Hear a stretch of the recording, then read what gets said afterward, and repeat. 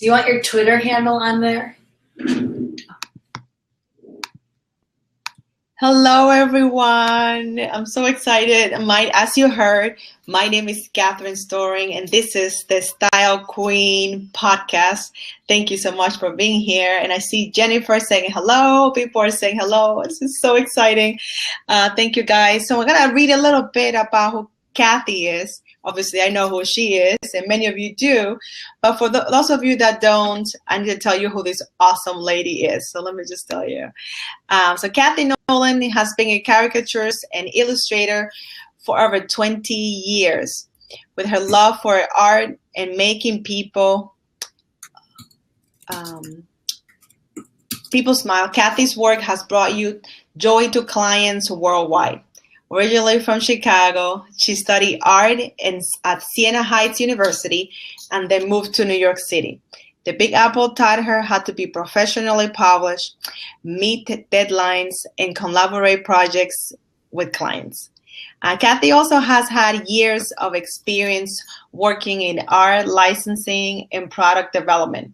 With her knowledge and experience, she has helped other artists build their businesses and has consulted on their portfolios. Awesome. So she's done a whole bunch of stuff. She's joined people on social media. And tonight we have the pleasure to have it here. And she's going to join me live, which I'm so sorry. So hello, Cathy. How are you? Hi, Catherine. I'm good. How are you? I am doing amazing. We've been talking about this interview. And I love how we reconnected in Periscope. Yes, because I met Catherine, and Jennifer, thank you so much for watching.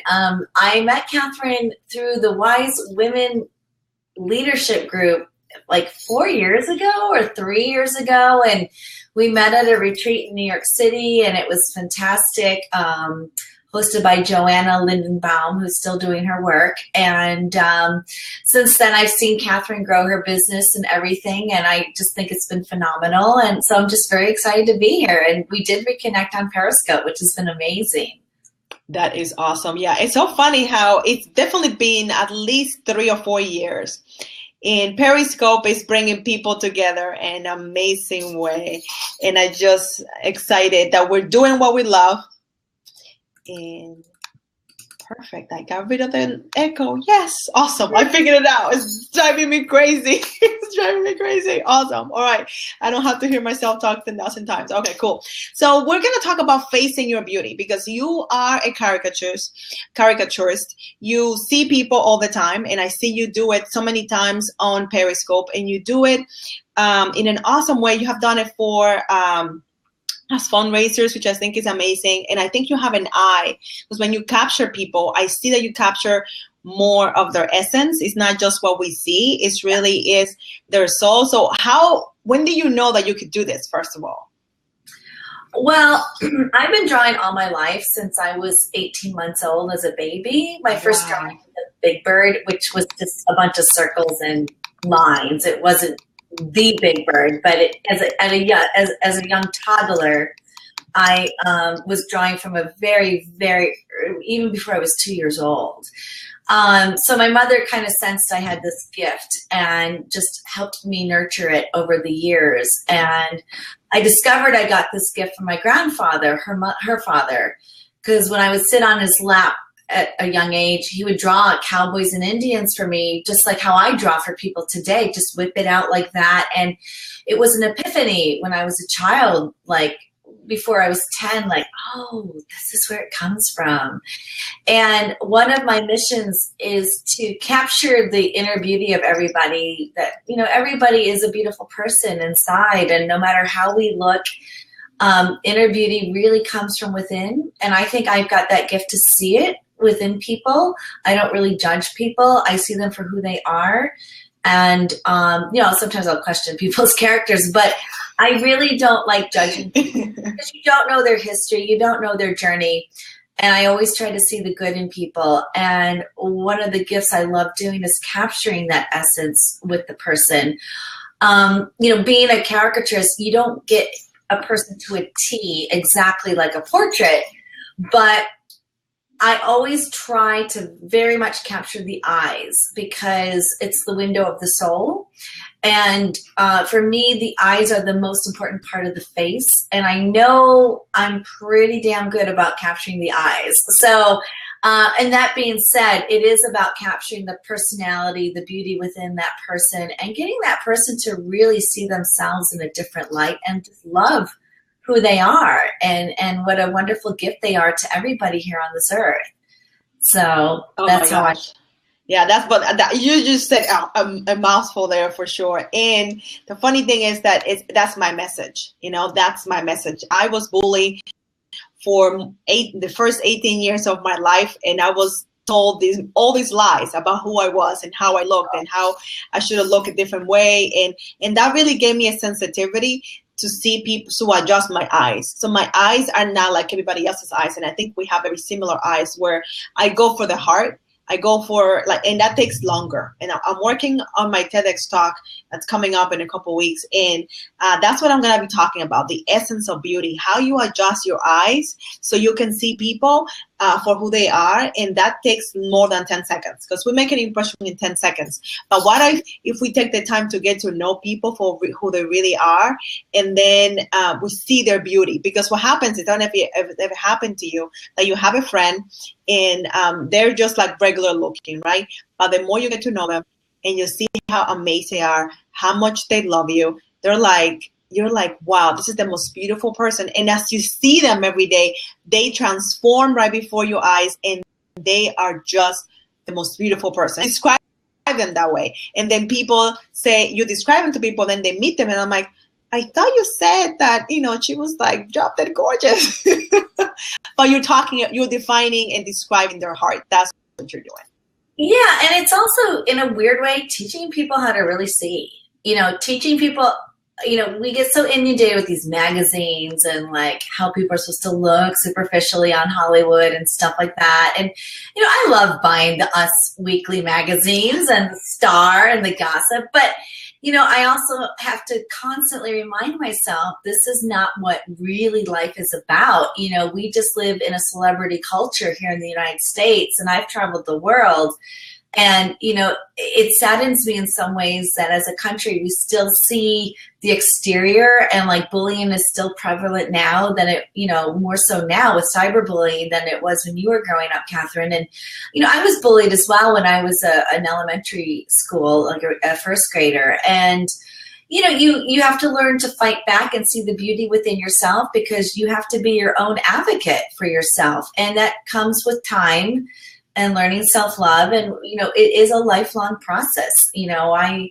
I'm still trying to get there, so it's not overnight, and you can't believe everything you see and read in those magazines. And it's also making that conscientious choice, choosing what to hear. If somebody's bullying you or being mean, it's making that conscientious choice of, what, I matter, I value myself. And this is not true. They don't know who I even am. And it just shows a reflection of who they are as a person. Yes. And it can sadden you, but you have to just be who you are and hope that eventually people will catch on. The universe will guide you in the right direction, or God, whatever you want to call it. And, you should never waver on who you are as a person. You can learn, you can be open and willing to learn new things, and okay, because everybody's going to have a different perception of who you are. But it's your perception of yourself that really, really matters, and that is what really counts. Yes, absolutely. And besides, those women, they're lovely. They don't look like that. There's so much airbrushing going around. It's not even funny. And that really distorts the idea of beauty, especially for young women growing up, because they think they have to attain this crazy beauty, if you want to call it that, that is not even real. And beauty is fading anyway. Like as we get, we're aging as we speak right now, right? As we get older, and we might not be as shiny, as we were before, but what about the real person? What about that person that is kind, that is loving, that is forgiving, that has a big heart and sees everyone for who they really are? That's real beauty. And I love what you said about loving who you are. I had to learn how to love myself. Like I literally had to learn. I had to learn some skills that helped me see myself for who I was. And now anybody can think anything they want about me. It's like, that's your opinion. I think I'm awesome. Like I love me unconditionally. And that's what it takes. That's what it takes for us to heal and for us to be able to grow as a nation and be more accepting and stop bullying. Bullying really is a form of self-hate. That's what I think it is. Yeah, it is. And, like I said, it's still a lifelong process. I mean, I still have things about myself I'm still trying to accept or love. And, I still struggle at times. I think we all do. And, being a highly sensitive person, I think a lot of artists are. We just have more of that heightened awareness and energy. So, we can be a little bit more susceptible to comments and things like that and internalize that a bit more so than other people might be taught to do so. So, it is all a process. And,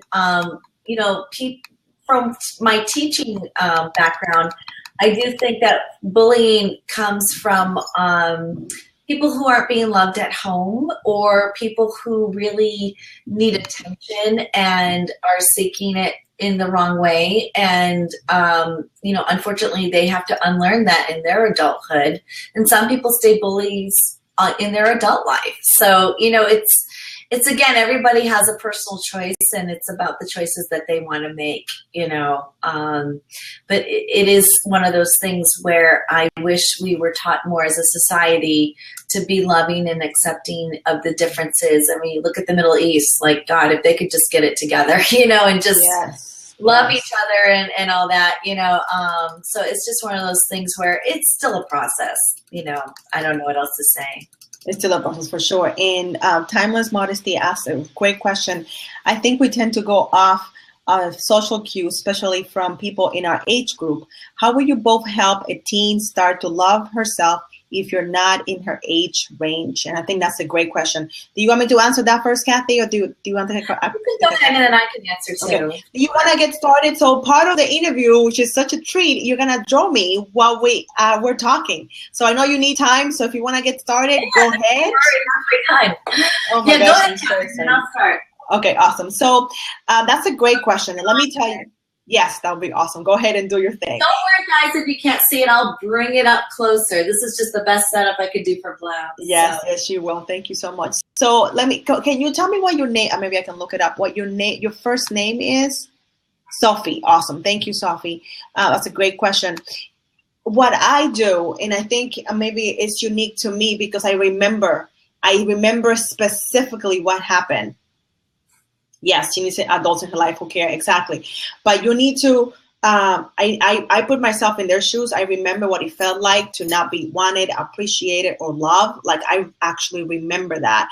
And that's how I help other people because I'm still coming from that place, but from a place of healing. I'm not hurting anymore, but I still love that little Catherine that was not loved and appreciated. So when I talk to people, when I see them, I go out of my way to give a lot of compliments. A lot of compliments because we may think that nobody needs the compliments, but lots of people do. Lots and lots of people need the compliments. So it's so beautiful when you can look at someone and just tell them, like, even if I call it drive-by complimenting.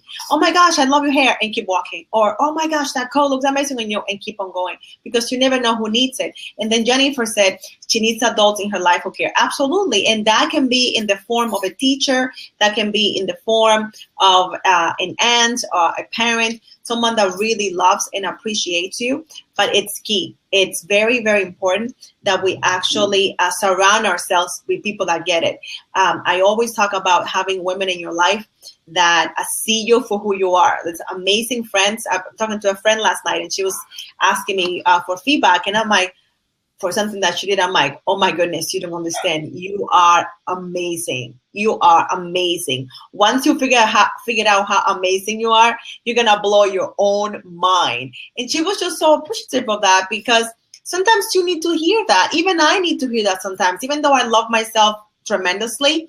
Some days when I'm not feeling it, when I feel like the hair is not doing what I wanted to do, or I'm too tired, or somebody call me names, I may need someone to tell me, oh my gosh, Catherine, like, I love you today. Somebody said, I love your hair. And I'm like, oh my gosh, I'm tired. I just took a nap. Today? Really?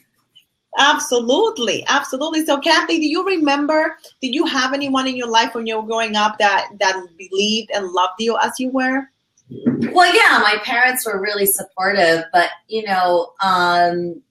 I had high expectations of myself, and then when I didn't achieve certain things in my life, I kind of felt down about it. Like, oh, this isn't what I thought. They always say God laughs when you're making plans in life, But, what I would tell that teenage person is, listen, I would emphasize the positive, help them see the positive, showing, I think compliments is a great thing to do, showing appreciation, like, hey, you did amazing today. I think that's awesome what you did. And setting an example for yourself. People do observe your behavior. So by you yourself setting an example for this teenage person in your life, showing that person how you take care of yourself, showing that person how you love yourself, showing that person how you honor who you are, that will speak volumes to this teenager. And not being afraid to have the dialogue as well. Like, it saddens me to see you talk to yourself like this, or it saddens me to see you be like this. Don't you understand how wonderful you are? But only unless you see that, then things will change for you for the better. I think educating the teenager that we all have a choice, and choosing to think differently, educating the teenager how to think differently, you can show that person. Now, you're not there to rescue them, but you can at least try to lead by example. And actually, maybe I'll just bring this over here so I can still talk to you and draw you. You can lead by example, but at the same time, it's one of those things where you can lead by example, but it's really important to have an open dialogue, because, when you're a teenager, you're still in that really awkward phase of becoming an adult, and there can be a lot of confusion. And especially nowadays, like when I was a teenager, we didn't have all this internet in you, like constant stimuli from the internet and stuff. So it's one of those things where you want to be mindful that this teenager is being probably overwhelmed with all the social media aspects going on and the internet. And cyberbullying is really big nowadays. So you don't even know if this teenager is being bullied online. A lot of kids won't talk, but it's creating that safe place and creating that trust so that that teenager will feel safe to talk to you as well. So it's a combination of all those things: setting the example, creating a safe space for that person to talk to you, understanding, what a teenager goes through now in 2016, unlike what we went through in the 80s and 90s. So it's the world has changed dramatically in that time span. So that's just something I would strongly suggest to be mindful of. I think it's great advice. And the other thing that I usually say is you have to look at the source. Look at the source. You're very welcome, Sophie. Look at the source, because if someone, I call it inconsequential. That's one of my favorite words. Oh, if someone is inconsequential, so inconsequential is someone that doesn't matter. Okay, someone that when you look at it, at the end of the day, they have nothing to do with you. They don't even know who you are, and their opinion just doesn't matter. Okay, so inconsequential, they don't add to your life. They don't support you. They don't love you. They don't see you. Inconsequential. Now, it's someone in your life that loves you and cares about you. That's even probably worse, because they should know. You're my mom. Yeah. Exactly. But someone inconsequential, like a friend, or like quote unquote friend, or a bully, you have to realize, you know what? You're inconsequential. Your opinion of me does not matter at all. So I hope, Sophie, that helps. And one more thing, my husband would always say, everybody's got an opinion, just like they have an ass. It's just doesn't mean anything. Everybody has a butt, all right? And they have an opinion. But that doesn't mean it has any value. So that's something to, keep in mind as well, for sure. Absolutely. Absolutely. And you gotta remember that even though it might not sound so great, but it's building character. Because Cathy, I bet that if you hadn't gone through that, you probably wouldn't be the artist that you are today. And you probably would be an artist, but you wouldn't have the perspective that you have of looking for people's essence as you're drawing them. And for me, I probably wouldn't be a fashion stylist or a confidence building coach if I wasn't picked on, because I wouldn't know what it feels like, Well, and exactly, because it made me more sensitive and compassionate about, wow, if I went through this, what are other people going through? And I had it pretty good growing up. I mean, so, for somebody who's had a tougher upbringing and really had to work on the self of, it's just having that empathy and compassion, and getting back to Periscope, how we reconnected again. The irony I find about Periscope is I met the CEO of Periscope, Kayvon Bakur, and lovely, lovely, approachable guy, very non-judgmental, very sweet and kind. And the whole essence of why he created Periscope was to create more empathy and compassion, to have more human connection. And I know it's changed a lot of people's lives. That's why I did his caricature and I drew the team to thank them. And they were very, very appreciative when I met them out in San Francisco. But again, the irony is, sometimes people will meet egos on Periscope, and it's just, you have to have that filter and just know you can't believe everything you see out there. You just have to trust yourself and your own wisdom that you're going to attract the right type of people in your life when it's the right time, and just have faith in that process. Yeah, absolutely. And I love that what you said about Periscope, because that's what I found.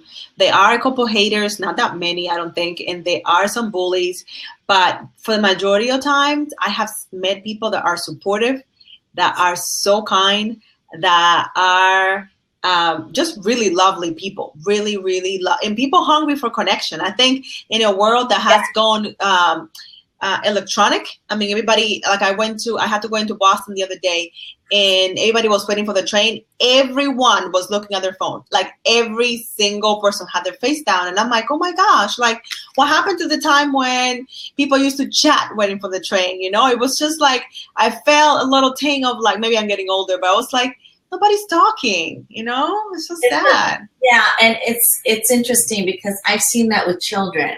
I went to a bachelorette party a few years ago, and one of the saddest things I saw were the adults, the parents talking amongst themselves, and then the kids just being into their phones. It was like two families meeting up to connect.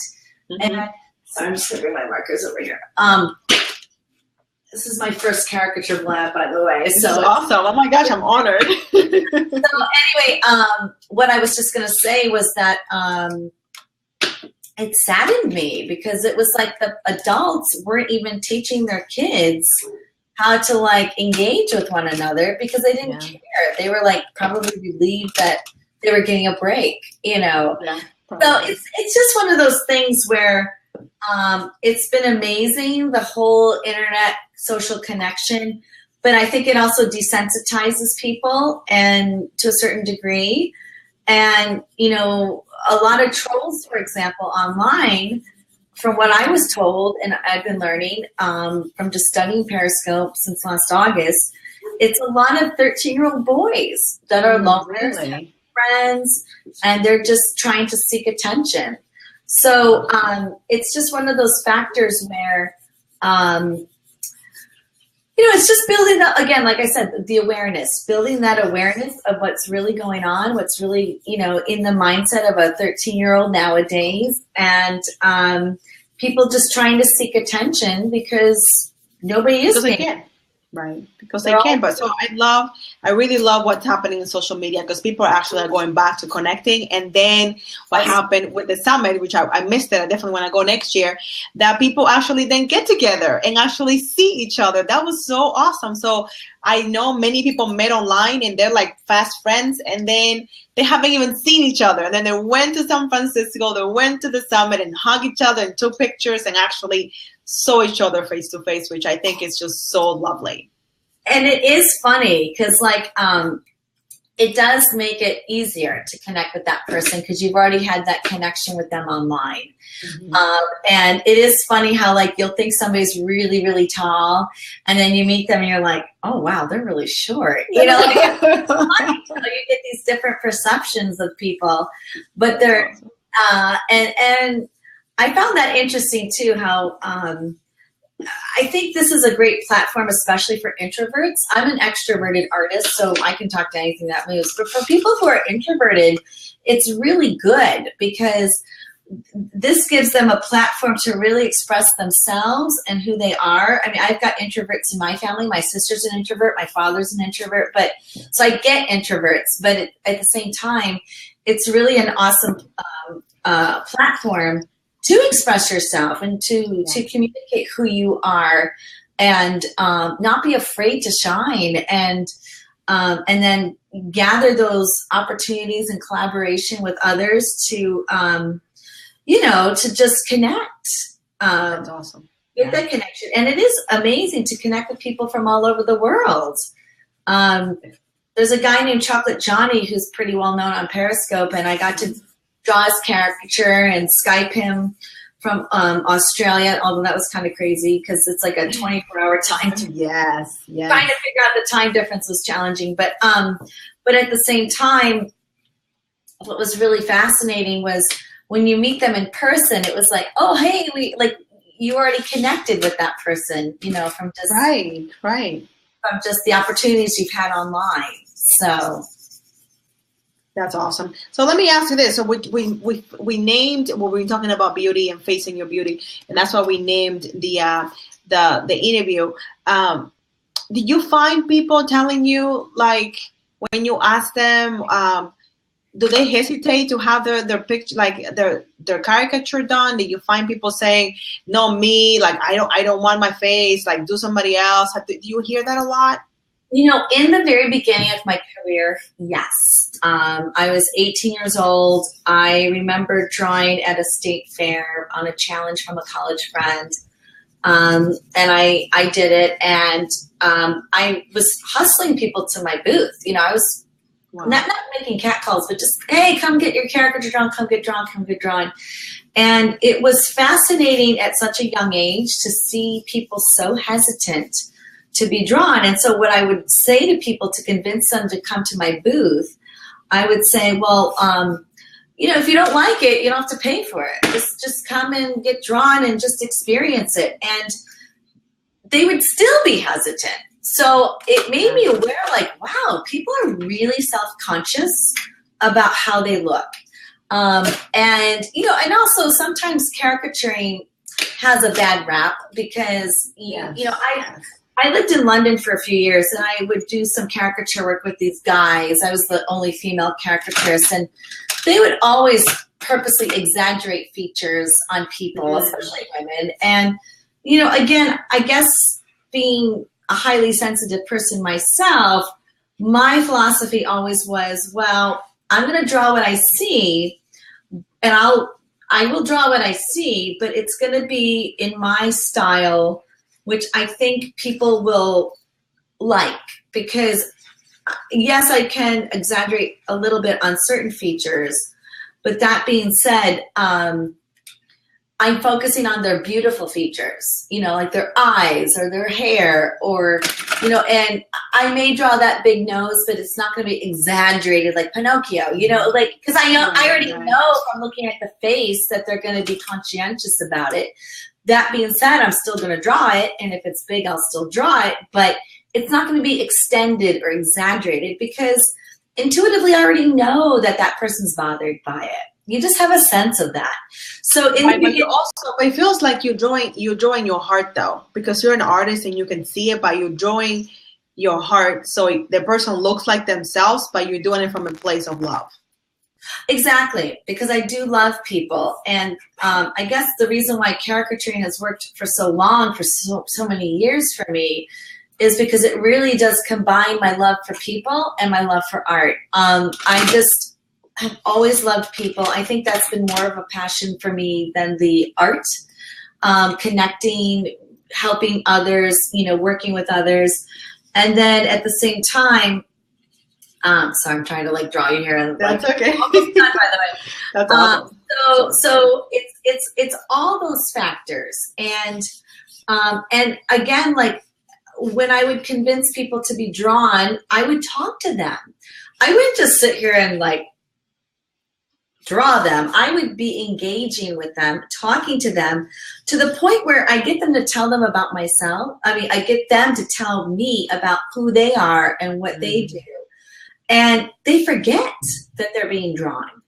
And then by the time we're done with our little chit chat, 20 minutes later or 10 minutes later, I'm like, voila, here's your picture. And they're like, oh my God, like I completely forgot I was being drawn, because that's what I try to do, is create an experience for them so that they're put at ease. That's very important to me, putting people at ease, drawing them, but getting to know who they are and learning about them so that I have ideas of what to incorporate in the drawing. And I guess that's sort of like a mission I have in life, is making people feel good about themselves and who they are and seeing their inner beauty, and then drawing it in the Cathy Nolan way, I guess, Awesome. So it's been an interesting process over the years. I've been doing this for over 25 years. And now, now when I do like corporate parties and events, I don't feel like I have to coax people. I've got a lot more experience too. I just trust the fact that if somebody really wants to get drawn and there's an opportunity to be drawn, they're going to take it.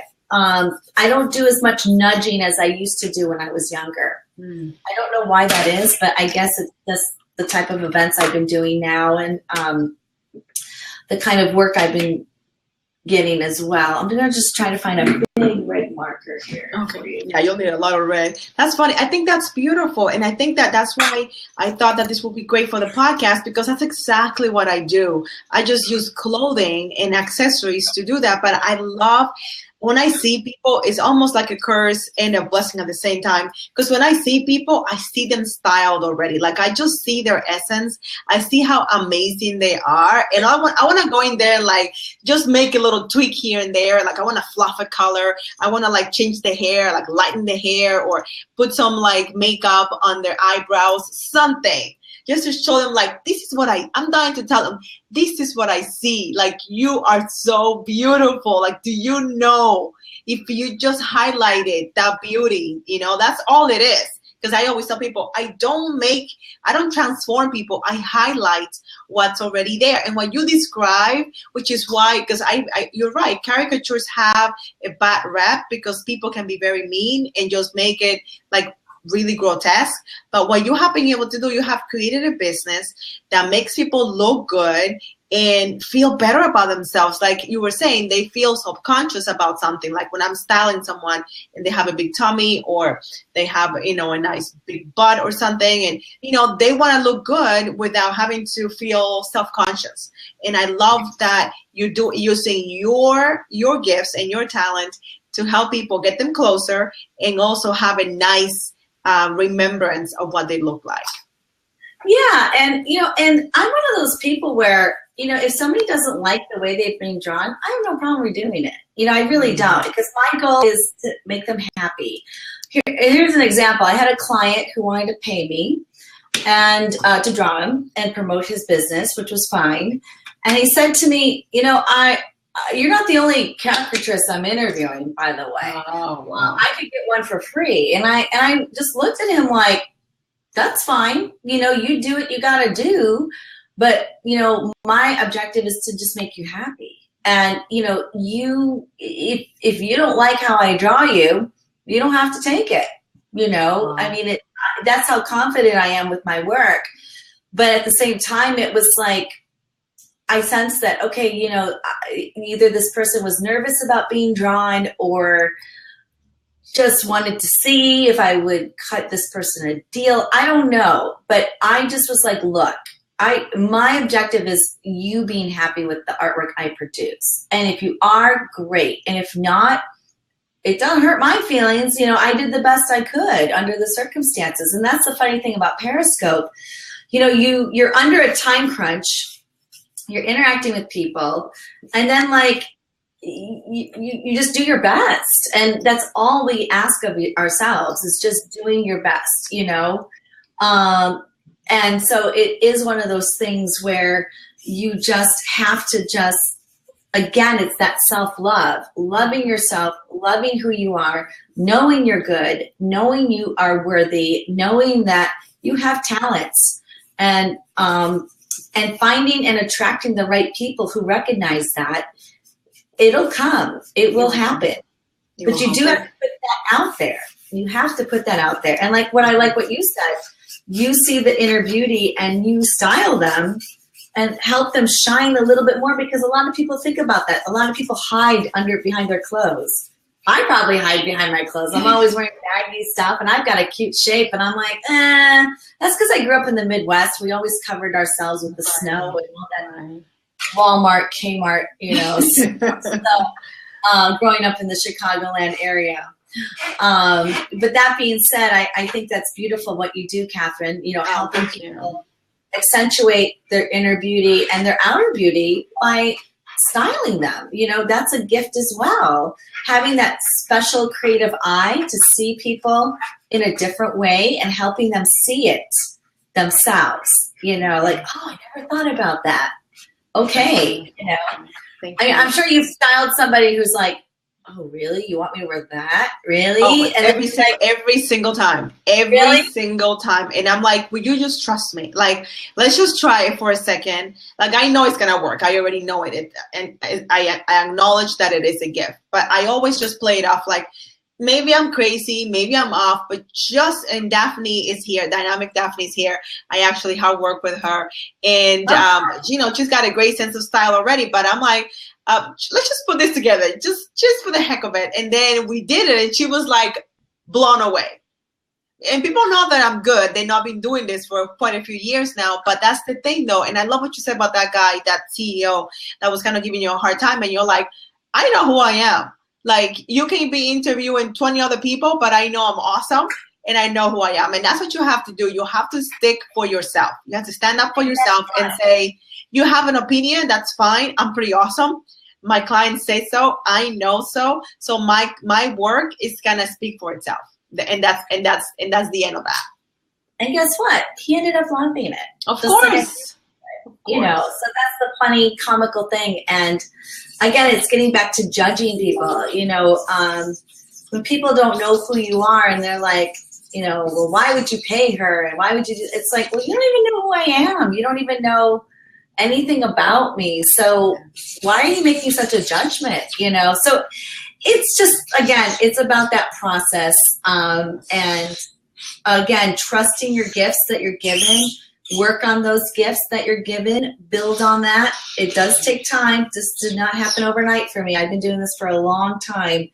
And just trusting yourself. And trusting yourself is also still a process, because we're taught as a society to question and to, you know, value other people's opinions. And it's taken me, you know, I'm 45 now, and since I turned 40, I've gone through a really steep learning curve about, I need to trust me more, you know, and my own wisdom and my own judgment, and I'm stepping more into that. So, you know, I love when people are like 80 years old and they just don't give a shit anymore. They're like, I know who I am, and I'm not putting up with this, and I can't wait to be at that age and just be like, I know who I am, and this isn't working for me, and, you know, whatever. But you know what? It's better to be doing it now. Like, I love that you said that, because I'm about to turn 40 in May. I'm so excited about it. And you're right. With age, you just get more comfortable. You're like, this is it. This is it. Exactly. Take it or leave it. And it's just what it is. And it's a process of loving yourself. And the more you love yourself, the more you love others. It's just awesome. And I love Louise Hayes. I don't know if you know who she is. Yes, I do. Fantastic author. And I think there's this book called Love Yourself, Heal Your Life. And I recommend that to everybody on this blab to get. Love Yourself, Heal Your Life. Louise Hay, Hay. And, you know, talk about somebody who didn't really start her career till she was 50. She started her own publishing company and really has helped so many lives of people just learning to love themselves. And she does this exercise where you have to say, I love you to yourself in the mirror like 5-10 times a day. And, you know, that's a challenge sometimes, you know, because we're not taught to do that. That's actually what I talk about in my talk. And when I talk to my clients, that's how, it's funny because I never even heard of that. That's how I learned to love myself. I stood in the mirror for long periods of time and I looked at myself and I didn't stop until I saw my beauty. And it took several times to do this. That's wonderful. But it was so powerful because I needed to stand there and really, it was painful. It was painful, but eventually I was able to see what God saw when he put me together. You know, it's really powerful. Well, and I always say baby steps, you know, just say 1, I love you. And then maybe next week, say 2, I love yous every day. Yeah. And then 3rd week, 3 I love yous. And for Sophia listening, you know, tell that to your teenage friend, you know. Yes. It's practice, it's commitment, but again, it's a process. So, you know, it doesn't happen overnight at all.